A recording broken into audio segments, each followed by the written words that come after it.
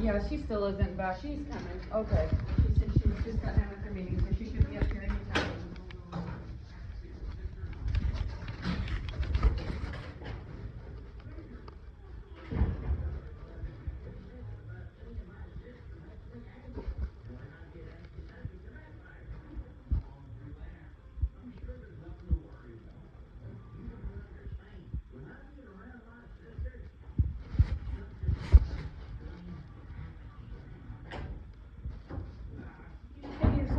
It's okay. Finish my meeting before.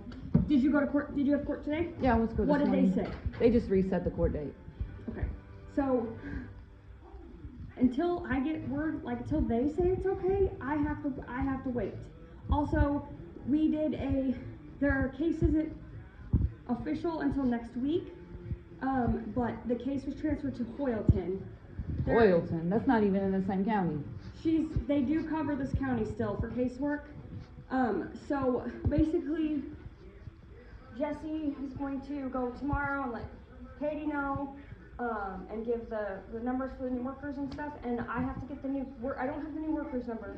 I have the new supervisor's number, but I will text you the new workers number. The new worker, how many workers are there? Is it still going to be through Lutheran? No, your case will move completely through to Hoyleton. It'll completely be off of our stove, so to speak, okay? Okay. And is it because y'all weren't doing enough? Is that what Casa told my sister? That's not why. That's what my sister said. Yeah. I'm not saying that's what Casa told, but that's not.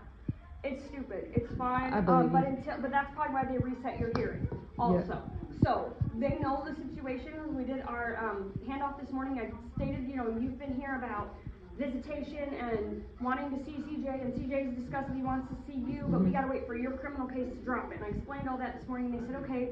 And I said, I thought it was today, but I was like, it was either today or tomorrow for your criminal case, but I will send her an email, and then when I get back there, I'll have to pull the new caseworker's name and number off the email and then send it to you. I couldn't bring it up because I was in court through Zoom. Oh, okay. And because of the weather, I got stuck literally in my driveway, and then after court, then my neighbor loaned me his shovel, and then I could shovel my way out. But really nothing was said other than they wanted to reschedule because I wasn't there in person, and they accepted it because I'm usually there in person every single time, and I live over an hour away. Yeah. So, Well, do you have, speaking of that, when I go back there and email, what is your new address for Ina?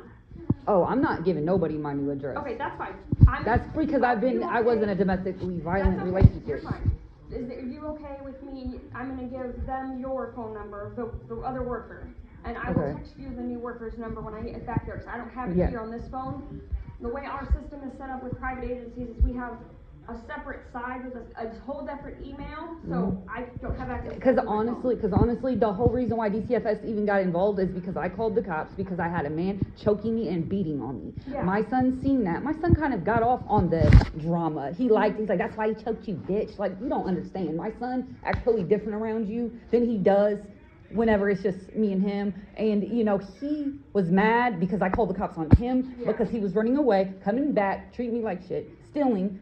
And you don't have to believe me, and I don't have to explain myself. And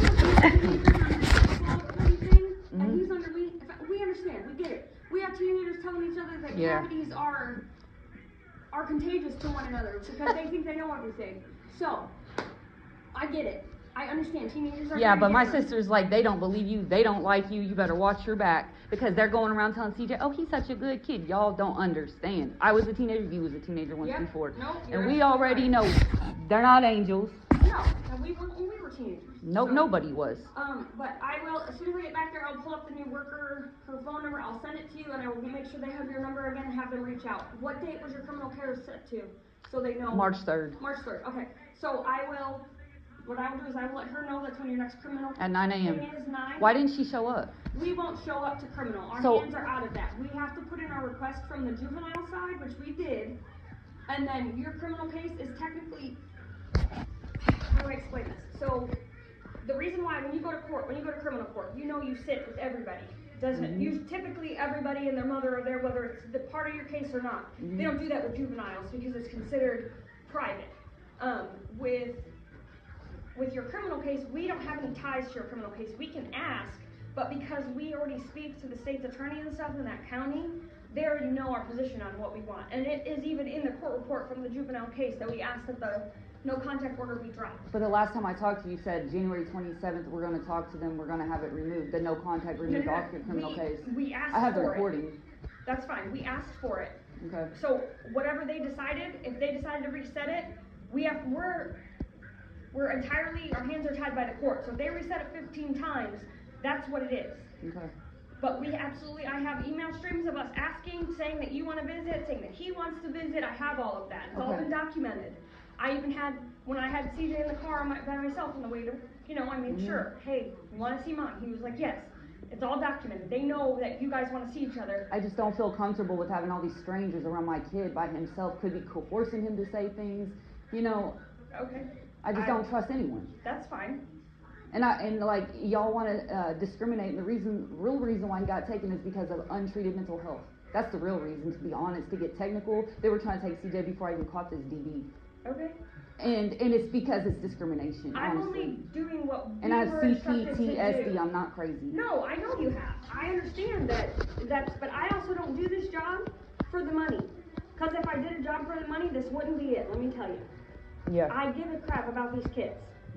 So, but like I said, the case has been, they're doing the actual handoff where Jesse will introduce the new caseworker next week.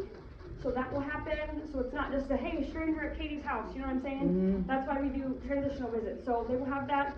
And then they will be in contact with you about moving, like I said, we've talked to them. We've done our side. I can't tie the court's hands. They absolutely overrule us on everything. Even if we were like, we think CJ, should go back to Megan, and they can absolutely be like, no, we're done. Or they can actually turn around and be like, if it was the other way and we're like, no, we don't want that, they could be like, oh, we're dismissing this case. So they are Big Brother more than DCFS is. Does that make sense? Kind of. So until, I have to wait on the judge's ruling. But it's well documented that we have asked, and you and him both want to see each other. So. Okay. All right then. Thank you. Yeah, no problem. I'm sorry my meeting took a minute. It's okay.